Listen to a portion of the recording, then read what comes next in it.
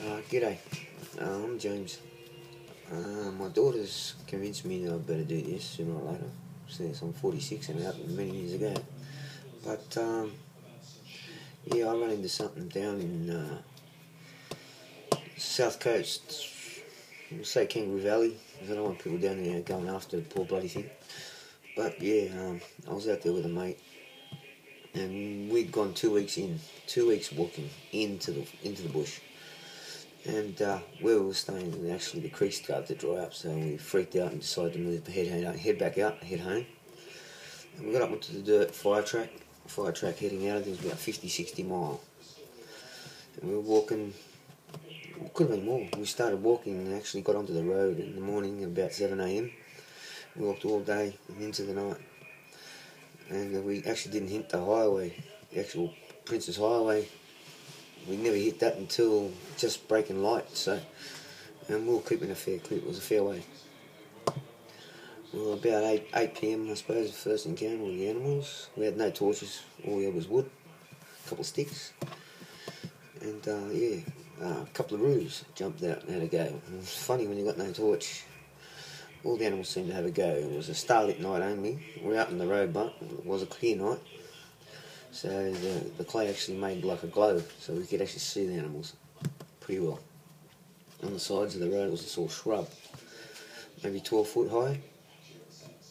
So after a while, a few of them come out, roos bounced out, we chased them off. A pig come out, had a go at us. That gave me a bit of a fright. It took off. And about, I don't know, say 2 o'clock in the morning, maybe a bit earlier, we started hearing something following in the bushes. But there was no other noises, like no thump of the kangaroos, no nothing. We were hearing all sorts of animals earlier. There was things rustling everywhere, rabbits, you name it, running around. And we knew there was something, you just knew, it was just like instinct of a human being to know that something was following us. And like I was 17 at the time.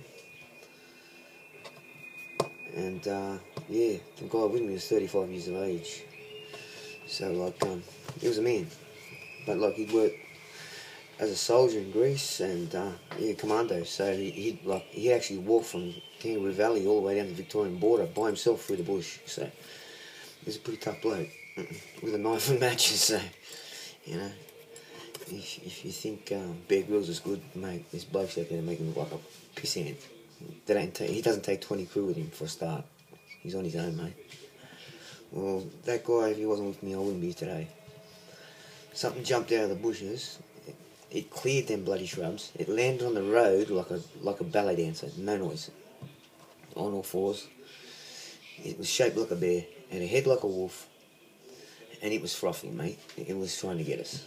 He fought that bloody animal with a stick. I ran off into the shrubs, and then I ran all directions, realised there was nowhere to run, and ran back out into the road. And he was still having a go at it, and it ran off into the bush eventually. Broke his stick.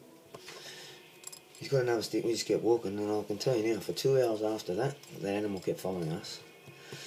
And like, we just start to see a bit of light up in the sky, and you could hear dogs in the distance barking. That was the first sign of farms coming up. And that's when the animal stopped. It was following us. Mate, that thing would have ate a human being. I don't know what it was. As I say, it had a body of a bear, a head of a wolf.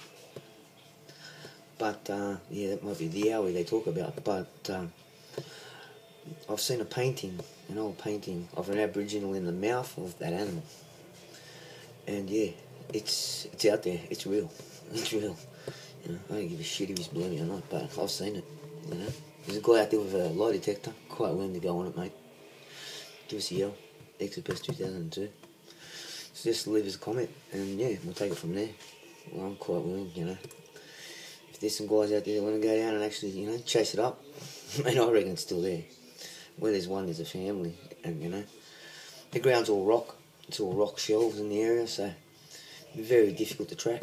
You have to be down there for a while. But by all means, the right person, I could show the terrain, but I'm not going to send an idiot down there, mate. It's been there for thousands of years, and I'm not going to be the one to make it extinct. From records anyway, it's supposed to have been dead for around 10,000 years. But the Abbots called it a bunyip. And mate, I've seen it. That's the bunyip. Yeah, my grandmother was Aboriginal, and yeah, mate, I know that was the Bunyip. I seen him.